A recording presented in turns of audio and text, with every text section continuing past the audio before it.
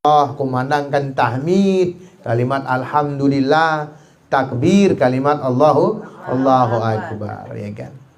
Perbaharui terus. Begitu juga kita harus sadar bahwa keimanan ini nggak mesti terus di atas. Dia kadang-kadang di bawah, kadang-kadang menurun. Kenapa dia menurun? Karena kemaksiatan, karena kejahatan, karena perilaku yang salah, karena tindakan yang tidak benar, karena kedosaan-kedosaan yang kita lakukan. Nah, itu dia. Ya. Kemudian Islam, nikmat Islam, ya kan? Apa itu Islam, ya kan? Kalau dalam hadisnya dikatakan Islam itu adalah antusyhida an la ilaha illallah wa anna Muhammadar Rasulullah wa iqamis shalah wa ita'uz zakah wa shaumi Ramadan wa hajjil bait. Islam itu adalah kalian bersaksi bahwa tiada ilah selain Allah dan Muhammad adalah utusan Allah.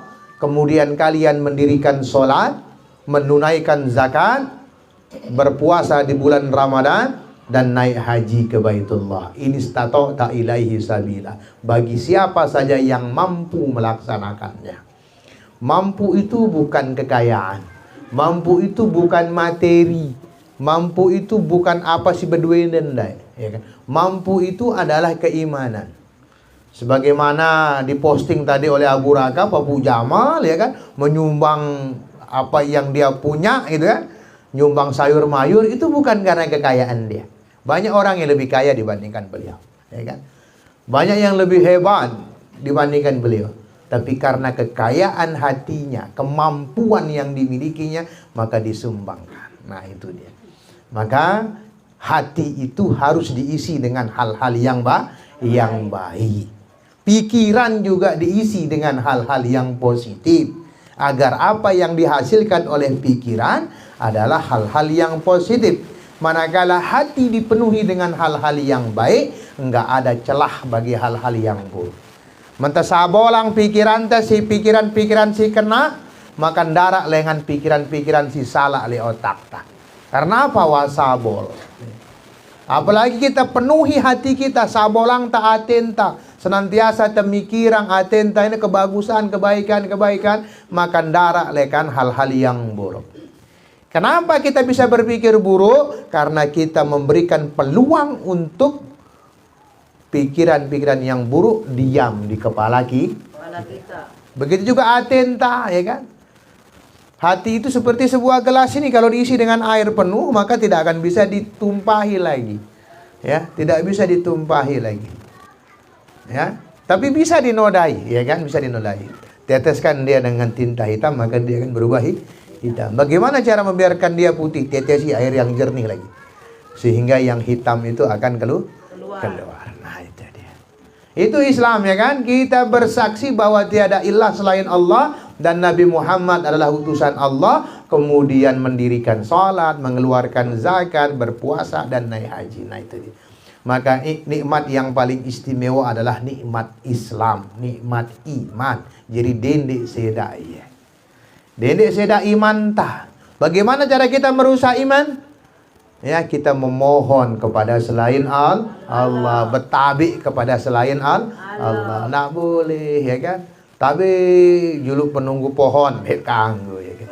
Seda iman tah. Rusak iman kita, ya. Karena memang kehidupan kita ini nggak terlepas dari ujian. Ya. Hidup tak akan terberuk lahir, wah mulai akan ada ujiannya, ya kan? Dan seseorang itu akan diuji menurut kondisinya. Dengan si sugi, ujinya si kekayaannya. Apakah kekayaan yang dia miliki membuat dia takut kepada Allah, membuat dia mau berbagi dengan sesama dengan kekayaannya, atau dia sombong? Ya, apakah dia akan seperti Korun karena kekayaannya, ataukah seperti Abu Bakar As-Siddiq radhiyallahu anhu dengan kekayaannya? Apa bedanya? Kalau Korun ketika didoakan oleh Nabi Musa alaihissalam, dia menjadi orang yang kaya, sebelumnya orang miskin, dia kaya bertumpuk-tumpuk hartanya, sampai dikabarkan kunci gudangnya harus dipikul oleh berapa orang? 10 orang, 5 orang. Karena dulu kan zaman dulu pakai kunci. Beda sekarang. Ditegite wujud kepeng tangan kayak ini kan. Ya kan? Tinggal gesek. Apalagi kalau ibu-ibu sudah mulai agak maju modern sedikit, tinggal pakai mobil banking, wah. Atau pakai Dana, pakai apa, sudah tinggal gesek. Ya. Ditegite ruan kepeng tepiren kayak. Nah, ya kan, keringan tang gesek-gesek doang. Nah, itu. Ataukah seperti Abu Bakar As-Siddiq radhiyallahu an? Apa yang dilakukan oleh Abu Bakar As-Siddiq radhiyallahu an ketika Rasulullah mengumumkan perang pada akan perang di Tabuk gitu ya, yang membutuhkan kekayaan-kekayaan, yang membutuhkan pengorbanan-pengorbanan, apa lakuannya si Abu Bakar? Ketika sahabat seluruhnya ada yang nyumbang setengah, si sayangnya bagi dirina. Ada si nyumbang sepertiga, si sayangnya bagi dirina. Ada yang nyumbang sesuai dengan hatinya, tapi Abu Bakar As-Siddiq radhiyallahu an menyumbang seluruh hartanya untuk Islam, ya kan? Maka ketika baginda sallallahu alaihi wasallam, ya kan, bertanya, wahai Abu Bakar, apa yang kamu tinggalkan untuk keluargamu? Aku tinggalkan Allah dan Rasulnya. Allahu Akbar, ya kan? Jadi kemampuan itu bukan karena kekayaan, ya. Itu dia. Salawat dan salam kita aturkan kepada Nabi besar Muhammad sallallahu alaihi wasallam. Manusia yang harus kita cintai melebihi diri kita. Ya. Manusia yang paling mulia, yang namanya sudah ada di arsy-Nya Allah, yang harus kita cintai tidak sama seperti kita, harus lebih kita cintai. Nah, salah satu tanda kecintaan kita kepada beliau, setiap mendengarkan nama Nabi Muhammad, maka kita disunnahkan untuk membaca sholawat sallallahu alaihi wasallam. Itu kalau ada orang yang sudah mengucapkan sallu alaihi, salawat kepadanya, gitu ya. Jadi begitu tanda kecintaan kita kepada Nabi begitu. Dendek ke milu-miluang bid'ah ini mengucapkan salawat. Nah, itu tanda kecintaan kita. Bukankah kalau kita mencintai seseorang girang kita nyebut nah? Ya kan? Ibu-ibu kalau cinta sama suaminya kan senantiasa disebut dalam doa-doa ibu. Senantiasa ibu sebut di dalam kerinduan-kerinduan ibu, ya kan? Menderindu semama dah sebutnya, semama dengan disebut, ya kan? Semama dah. Nah, karena Nabi Muhammad SAW lebih kita cintai dibandingkan diri kita, maka ketika kita mendengar namanya, maka kita sebut sallallahu alaihi wasallam. Kenapa? Adik tepadayang diri tamarak malaikat. Apa dia kata Allah? Innallaha wa malaikatihi yusholluna 'alan nabi. No. Allah doang ya yang menciptakan Nabi, yang menciptakan kita, kemudian para malaikatnya bersolawat kepada Nabi. Kan suite. Ditemili, Masya Allah. Maka tanda kecintaan yang paling ringan, ya kan, bersolawat kepada Nabi. Apalagi di hari Jumat, perbanyak sholawat. Karena setiap kebaikan di hari Jumat itu dilipat gandakan. Ya, berkah Jumat. Yang pun dengan kita media sosial, luwe membuat kegiatan di hari Jumat. Ya kan?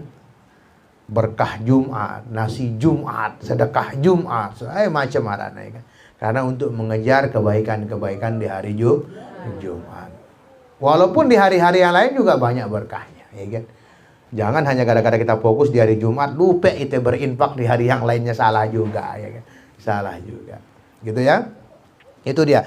Semua orang akan diuji sesuai dengan kondisinya. Kita balik lagi tadi, ya kan? Seseorang akan diuji dengan kebiasaan dirinya. Dengan miskin diuji dengan kemiskinannya. Apakah dia akan membebaskan dirinya dari kemiskinan menggunakan cara-cara yang diharamkan oleh Allah atau tetap mengikuti Allah? Maka ketika kita ingin mencontoh Nabi SAW, menjadikan beliau sebagai suri teladan kita, karena beliaulah yang paling pantas kita teladani dalam segala kehidupannya, maka tentu kita akan mengikuti cara-cara beliau. Maka ketika kita ingin membebaskan diri dari kemiskinan-kemiskinan kita, maka jangan sampai kita melakukannya dengan hal-hal yang diharamkan oleh Allah. Itu ujian, kemiskinan itu ujian, ibu-ibu, ya. Dan kemiskinan-kemiskinan ini akan berlalu. Maka kalau kita berbicara tentang kehidupan, Allah nggak pernah mengatakan akan memudahkan hidup kita, ya kan? Allah tidak menjanjikan hidup yang mudah, hidup yang enak nih doang, ya kan? Allah nggak pernah ngomong begitu. Tapi Allah katakan apa? Innallaha ma'as-sabirin.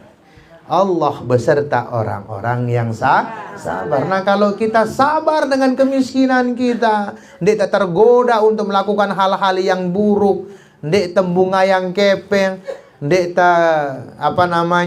ngedu dukun segala macam, sabar kita dengan kemiskinan kita. Allah katakan innallaha ma'as-sabirin. Ya. Kapan batas sabar itu? Ndak ada batasnya. Ya. Maka hal-hal yang harus kita lakukan untuk menjaga hidup kita, menjaga keimanan kita kepada Allah, si pertama, cintai Allah. Nah, kalau kita cinta dengan Allah, maka kita akan bersabar menerima ujian Allah.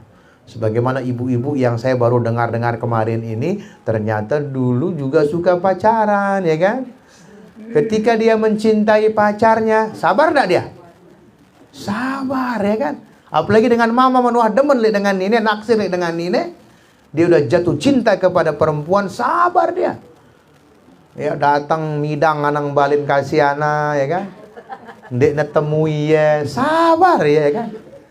Ya kan? Ndak dibalas surat cintanya, sabar dia, ya kan? Kadang-kadang datang ke rumah calon mertua disuruh nyapu segala macam, pasti dia sabar. Ya kan?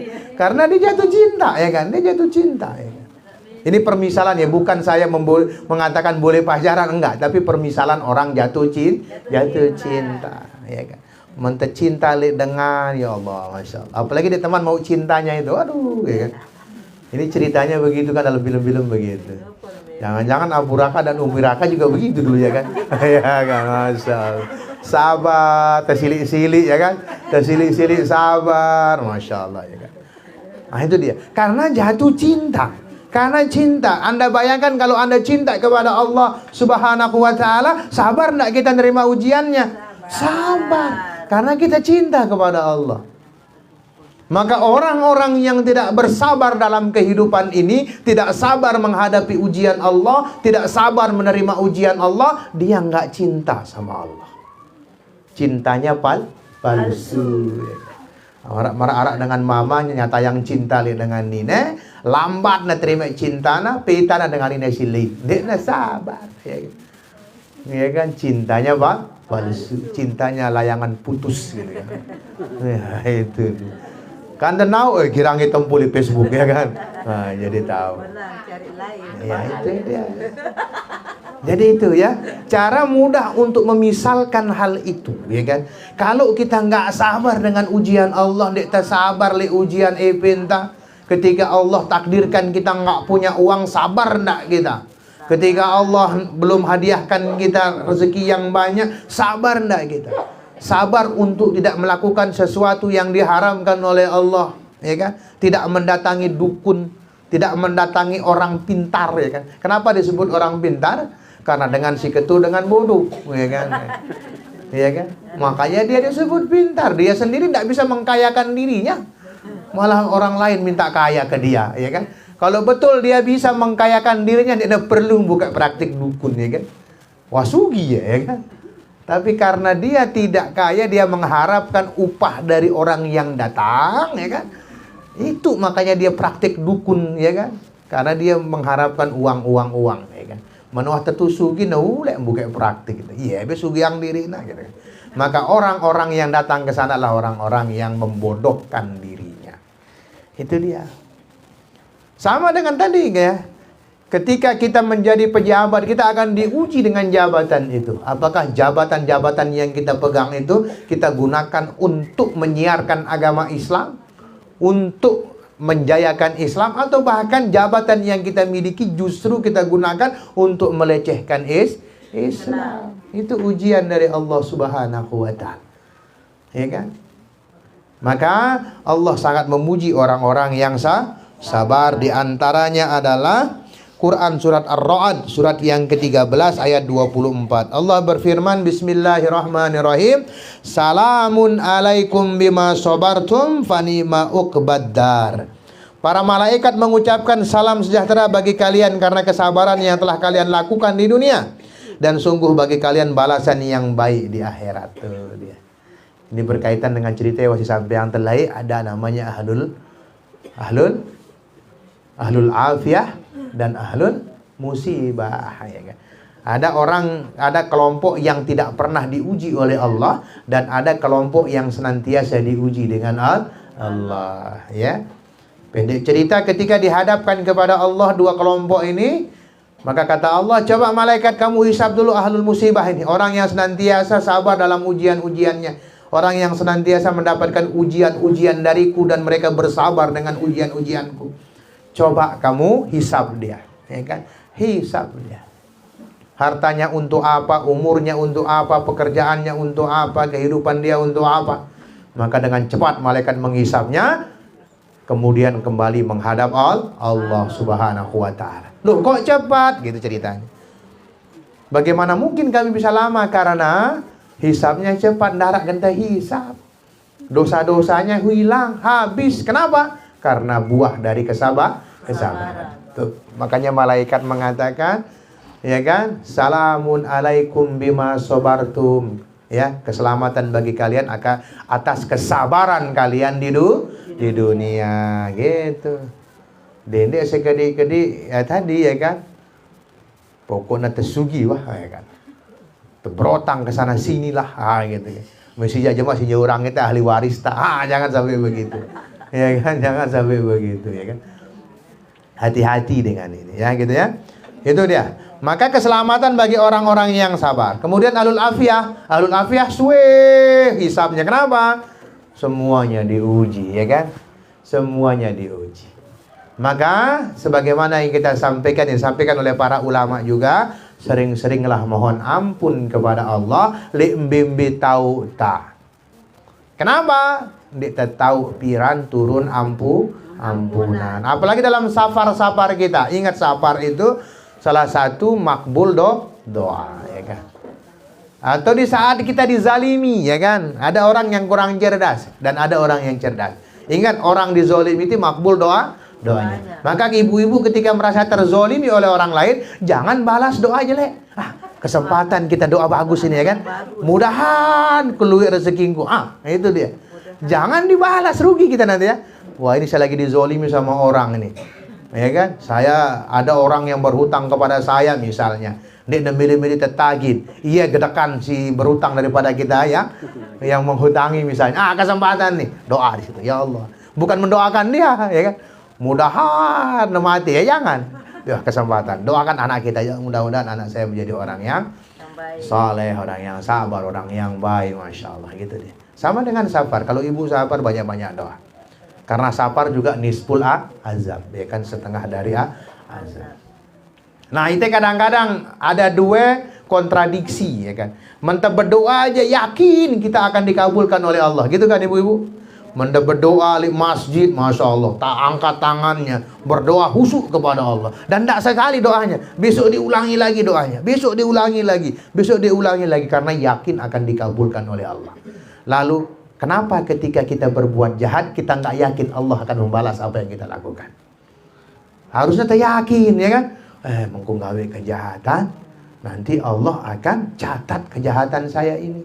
Sebagaimana yakinnya kita ketika berdoa. Ya, mentengendeng kan yakin gitu. Doa, ada yang sampai nangis, ada yang berjam-jam berdoa kepada Allah, ya. Karena yakin akan dikabulkan oleh Allah. Degukan, so begitu kita berbuat jahat, lupa kita kepada Allah. Padahal sama yang tempat kita berdoa dengan yang akan mencatat, yang akan membalas kejahatan-kejahatan kita, sama. Ya, mereka ini terpikiran, ya kan, jangan sampai timbul penyesalan.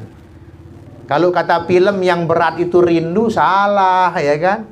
Yang berat itu penyesalan, ya kan. Yang berat itu penyesalan, bukan kerinduan. Kalau rindu bisa diobati sekarang, tinggal telepon selesai dia. Tinggal video call gitu ya. Nah. Kalau sayang, apalagi makcik yang jauh sayangnya ini ya kan. Iya. Bisa tinggal telepon hari ini ya kan. Ini lagi berbuncah-buncah ini kerinduannya. Udah berapa lama enggak ketemu ya kan? 2 tahun. Wah, 2 tahun Masya Allah. 2 tahun Masya Allah. Kalau sabar berpahala insya Allah ya kan. Karena ya bukan kita ingin berpisah, tapi kondisi yang membuat berpisah. Kadang-kadang seperti itu ya kan. Nah itu dia. Ya, penyesalan yang berat. Kenapa? Karena penyesalan mengajarkan kita ada hal-hal yang tidak bisa kembali.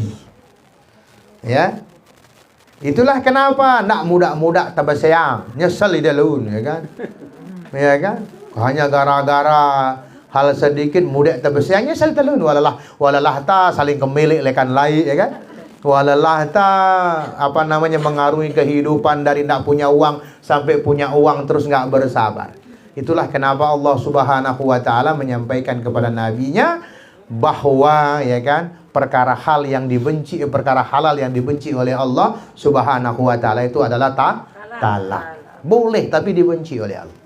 Karena talak itu biasanya menimbulkan penyesalan. Ya, itulah kenapa jemaah mendemeta calon pendamping bagi anak-anak side, usahakan jangan sampai menimbulkan penyesalan. Harus diuji, ya. Yang punarak di dalam Islam itu namanya yang pertama nazar, gitek dulu, ya kan. Lihat calon menantu itu dilihat dulu, ya. Lihat bukan hanya fisiknya, lihat sikapnya, lihat adabnya, lihat kesehariannya. Ketuan batur nangumbe sehari-hari. Melek julun, entah ya sana bagus karena dia ada maunya, ya kan? Ya kan? Tapi lihat kesehariannya. Itu makanya tahap pertama itu namanya nazar, melihat. Ya. Nah, setelah bagus kan ini. Harap rekomendasi lekan batur nah ya bagus. Girangnya sholat duha, girangnya tahajud, girangnya berinfak. Oke. Si kedua namanya ta'aruf, perkenalan dua keluarga besar. Ya kan? Ta'aruf itu saling kenal, apa gawe ita, kira-kira masa depannya untuk apa nanti, bagaimana nanti ya itu yang harus ditanyakan, ya kan? Nah, setelah ta'aruf oke, baru namanya hidbah, lamaran, ya kan? Lamaran. Lalu ngelamar, ya kan? Nah, baru setelah lamaran baru namanya akad, ya kan? Setelah akad ada namanya walimah, itu dia. Jangan lagi-lagi kita bicara, jangan sampai ada penyesalan, apalagi penyesalan mentawah mati, Kak. Ya kan? Mentawah mati, darak gunen nyesel. Ya kan? Dan penyesalan itu selalu ada di belakang hari. Menyesal dulu apa? Mentenden bembik dan nyesel dulu, ya kan? Diseruduk kita dari belakang, Masya. Itu aja kita nyesel di depannya. Jadi mau ditahu gitu. Ya, jangan sampai ketika kita meninggal sebagaimana yang kita sering sampaikan baru kita mengadu kepada Allah menyesal kedi lain dunia leluik si ku beribadah leluik si ku bersedekah, ya kan?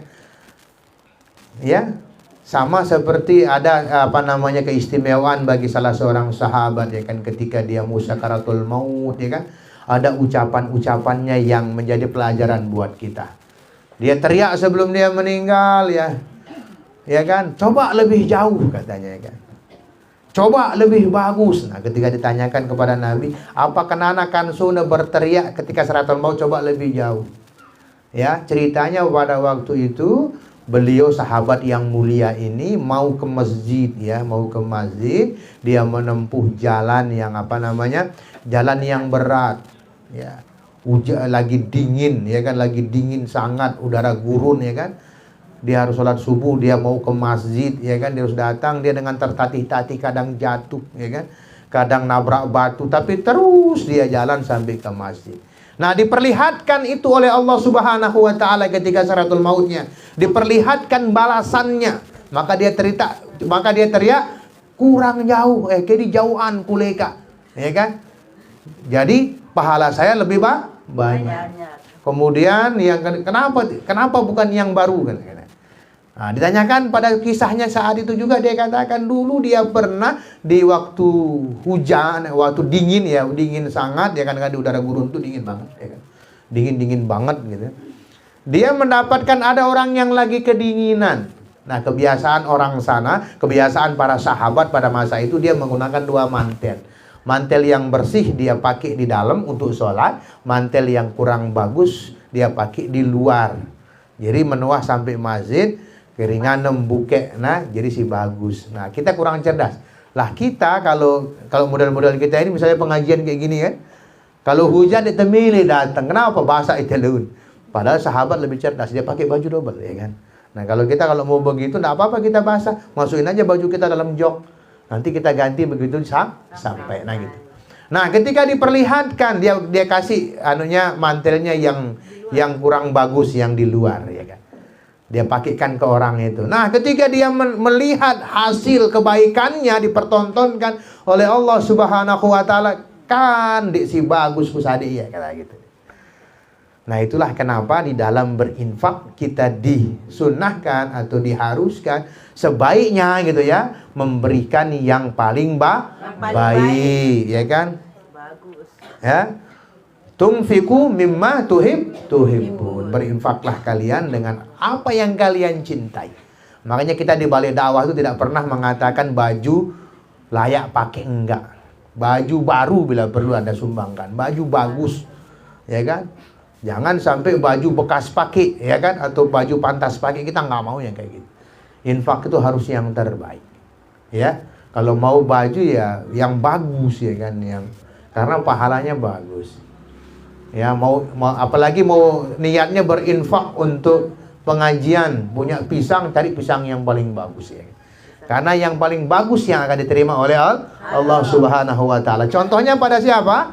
Anaknya Nabi Adam alaihissalam ya kan, ketika dua anaknya Habil dan Qabil ceritanya mau bersedekah, mau berinfak ya kan, mau berzakat mau berkorban kepada Allah Subhanahu wa taala, salah satu anaknya mengambilkan buah-buah yang kurang bagus, satunya karena dia berternak, dia kambing yang paling gemuk dan kambing yang paling sehat ya, maka yang diterima adalah kurban yang paling bagus, yaitu kambing yang gemuk ya, kambing yang paling sehat. Nah, dalam suatu kisah yang lain juga, kambing atau domba yang digantikan ketika Nabi Ibrahim mau menyembelih anaknya Ismail alaihissalam adalah dombanya anaknya Nabi Adam. Itu dia. Jadi mendemele becat terima si Allah Subhanahu wa taala, keluarkan melebihi pendapatan. Ya kan? Itu aja kan dek mana berbaris ya kan, mana berbaris Soekarno, Soeharto ya kan. Kemudian si pedang Beita ya kan, dek teman merdeka ya kan. Jadi ambil yang paling bagus itu adalah melebihi kemampuan ya kan. Melebihi kemampuan itu paling bagus ya kan. Ya, apa melebihi kemampuan? Pendapatan tak sejedo 1 siu, kita nyumbang 200.000. Wah, itu luar biasa. Ya. Tapi jangan sampai gara-gara itu kita nggak nyumbang, salah juga ya kan. Lagi-lagi apa yang kita keluarkan itu sesuai dengan hati kita. Kemampuan itu hati. Makanya haji itu, kenapa haji itu senantiasa dikatakan manis tato ta ilahi sabila. Barang siapa yang bisa melaksanakannya. Karena syarat naik haji itu bukan orang kaya. Luwek dengan sugi-sugi dia mantai haji. Karena apa? Hatinya belum mampu. Justru banyak penggembala-penggembala kambing juga berhaji. Ya kan, orang-orang yang belum punya berhaji. Gitu ya. Jadi kita sampaikan Allah tidak mengatakan hidup itu mudah. Tapi Allah berfirman, innallaha ma'as sabirin. Sungguh Allah beserta orang-orang yang sabar. Kesabaran itu ada 2 macam menurut Ali bin Abi Thalib ya kan. Sabar itu ada 2 macam, ada 2 model sabar ino. Si pertama sabar atas sesuatu yang tidak kita inginkan ya. Sabar enggak kita, atau sabar ketika melihat benda yang tidak menjadi kebutuhan kita. Ya kan? Sabar itu. Jadi ndak sia-sia barang ndak mubazir. Ya kan? Maka ibu-ibu sekarang mulai lihat lemarinya ya kan. Mana arak luan kelembin dan jarang dekedu ya kan, masih bagus segala macam. Lebih baik sumbangkan biar berguna, biar bermanfaat. Nah, di situ kita sabar. Nah, jarang kita pakai atau tidak pernah kita pakai, kita simpan doang. Ya, susah juga ya kan. Nah, ini sabar atas apa yang tidak kita inginkan. Barang-barang yang tidak menjadi kebutuhan kita. Nah, ini kan biasanya problemnya ibu-ibu ini. Ya. Ibu-ibu mana belanja, Wah catat na lihat tulisan na, lihat kita silain beli na. Ya kan? Ini pengalaman pribadi nih. Pengalaman pribadi, maka saya jarang mau ngantar istri itu belanja, ya kan? Karena apa yang dia tulis justru nggak dibeli. Yang tidak ditulis yang dibeli. Itu. Repot ini, harus bersabar ini. Harus bersabar ibu-ibu. Piring yang dia butuhkan 2, yang dia beli 20, ya kan? Ya itu dia. Beda kalau kita buka catering seperti ibu siapa itu? Bu Helmi ya, itu lain lagi itu ya. Henley ya. Ya itu dia beda. Nah, kalau rumah tangga secukupnya aja. Nah sekarang mulai lihat isi rumahnya deh, ya kan? Buat semua isi rumah itu berkah, ya kan? Apa-apa yang tidak berguna sumbangkan. Ibu-ibu yang punya sajadah yang dia butuhkan 4, kalau ada di rumahnya 10, segera bawa ke wali dakwah. Nanti kita edarkan ke musola-musola itu, ya kan? Tapi syaratnya yang bagus, ya kan? Nggak baru, yang bagus, ya kan? Biar ibu bayangkan sajadah ibu dipakai untuk sholat oleh orang setiap saat. Ibu dapat pahalanya. Itu cara cerdas itu, ya kan? Mulai lihat mukena-mukenanya, ya kan? Ada yang masih bagus, lebih, sumbangkan, ya kan? Nanti kasih balik dakwah. Nanti kan Ibu Nyai punya catatan-catatan, ya kan? Kadang-kadang kita ingin memberikan hadiah kepada orang-orang tua kita yang tidak berkesempatan, siwah mukenahnya menguning karena usia tua, kita kasih, ya kan? Itu sekarang kita harus cerdas nih, apalagi waktu itu, ya kan? Apalagi waktu batur-batur lihat samping kiri kanan tahu luik meninggalkan kita, kesempatan kita, ya. Nah itu dia, mulai lihat. Saya aja sering kalau lihat lemari itu saya bilang sama uminya Pak Hera sana, ini tidak saya pakai, coba keluarkan, nanti ada yang minta kita kasih gitu. Daripada mubazir, ya kan? Karena ingat semua itu akan dihisab oleh Allah, ya kan? Dihisab oleh Allah itu. Lebih-lebih itu dihisab oleh Allah. Nah, itu dia caranya. Ya, kemudian ada poin lagi yang penting. Ada ayat yang penting yang ingin kita sampaikan, yang kadang sering kita dengar tapi tidak bisa kita memaknai. Ada ayat yang mengatakan ku anfusakum wa ahlikum nar. Jaga dirimu dan keluargamu dari api neraka. Ayat ini juga ditujukan kepada para pemimpin, pada ayah misalnya. Tapi nggak salah kalau kita bahas juga ibu, karena ibu juga bertanggung jawab atas keislaman anak-anaknya. Ya, kalau ada ayah ini kita bicarakan ayah. Sebenarnya ini lebih tepat ke ayah gitu kan. Ketika ayahnya ngerti ayat ini tapi dia tidak mencari tahu bagaimana cara menjaga keluarganya, berat juga. Ya kan? Ini kita ngerti bahwa kita memiliki tanggung jawab diberikan oleh Allah Subhanahu wa taala, bahwa kita bertanggung jawab atas diri kita dan keluarga kita dari api neraka. Maka sekarang tugas kita adalah mencari tahu bagaimana cara menjaga anak kita. Ya, menjaga diri kita, menjaga keluarga kita agar tidak tersentuh api neraka. Misalnya para ayah, kebetulan ada Abu Raka di sini kan. Abu Raka sebagai ayah dia harus paham bahwa keluarganya bisa menyeret dia ke neraka. Contohnya, ketika dia punya anak gadis tidak memerintahkan untuk menutup aurat, maka nanti anak-anak yang tidak menutup aurat itu akan membawa orang tuanya ke neraka. Maka ilmui dia, ya kan? Kita sebagai ibu-ibu yang sebagai ibu-ibu rumah tangga juga harus memiliki ilmu ini. Agar jangan keberadaan ibu ketika mendidik anak-anak ibu di rumah tidak ngerti caranya agar anak itu membawa surga. Karena ingat, ketika kita berhasil menjaga anak kita, menjaga keluarga kita dari api neraka, maka itu merupakan aset-aset penting kita untuk meraih surga. Nah itu ya. Berhasil kita, misalnya ya kan, makcik punya anak perempuan. Dia sekolahkan menjadi hafizah misalnya. Bayangkan ketika dia menjadi hafizah, maka jaminan surga kita punya. Karena hadiah bagi orang tua yang bisa membuat anaknya hafal Quran, akan dihadiahi mahkota dari surga. Masya Allah, ya kan? Nah ini juga ilmu yang penting nih ketika membahas tentang hafal Quran segala macam. Insya Allah kita akan buka program ini nanti di bulan Maret atau bulan April, nanti tergantung pondok yang di sana. Kita baru mengajukan 2 orang untuk pembimbing tahfidz ini, ya kan?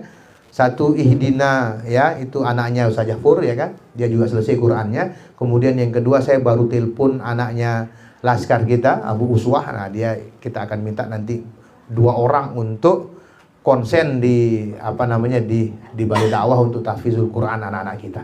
Kita akan buka itu paling tidak untuk tahap pertama ini kita akan mencoba mendidik 10 orang. 10 orang dalam jangka 2 tahun hafal Quran. Nah, maka kita namakan program itu namanya Halaqah Quran Balai Dakwah. Halaqah Quran Balai Dakwah namanya nanti program itu. Sebelum kita membuat pondok, kita siapkan dulu itu. Insya Allah ini peluang bagi kita untuk mendulang pahala. Ibu bayangkan, ibu sekedar belikan mereka Quran, mereka baca Quran itu pahalanya buat ibu. Masya Allah kan. Dan anak penghafal Quran dia nggak baca sekali marah ite. Ya. Caranya mereka menghafal Quran itu satu ayat dibaca 20 kali. Ya, 20 kali 20. Nanti diulang lagi 20 kali sampai 5 kali 20 berapa itu pahala kita. Itu dia. Maka ini poin penting, kita akan membuka amal soleh seluas-luasnya untuk anak-anak kita nanti, ya kan? Membiayai para penghafal Quran tidak ada ruginya, ya. Walaupun ibu punya uang sekedar untuk beli cabai untuk makan mereka, ketika mereka mengaji pahalanya buat ibu. Masya Allah itu kan. Nah itu dia. Kemudian ya sudah kita bahas itu juga, maka peluang-peluang itu harus kita sampaikan, ya kan. Tadi bagaimana hidup itu juga tentang bersabar, ya. Memang sabar itu mudah secara teori, berat secara praktik. Tapi bukan tidak bisa, ya. Bukan tidak bisa. Ingat pahala besar bagi orang-orang yang bersabar. Kiranya mungkin ini yang kita sampaikan. Kesabaran ada dua. Satu, kesabaran atas hal-hal yang tidak kita inginkan. Dan yang kedua, sabar menahan diri dari sesuatu yang kita inginkan, ya kan? Ya, itu dia.